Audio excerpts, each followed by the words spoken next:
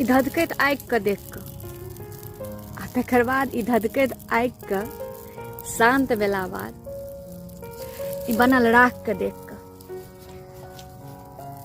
मोनमे ई गप आयल और अहाँ सबसँ शेयर कऽ रहल छी जे एकटा लोक अपन जीवनमे किछु कामयाबी भेट जाइ छै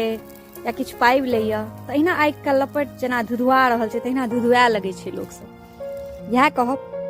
जे बड्ड खुशी भेट जाए, बहुत अचीवमेंट भेट जाए तऽ आगि जकाँ धुधुआ नहि लागू, कियाकि एहि आगिओके धुधुएला बाद एकर अंतिम सत्य इएह छै जे राख बनि जाइ छै। ताहि दुआरे खुशी से रहू, मिलजुलि कऽ नीक व्यवहार करू, नीक स्वभाव, नीक विचार राखू, अपन मन वाणी का संतुलन बना कर राखू और महादेव को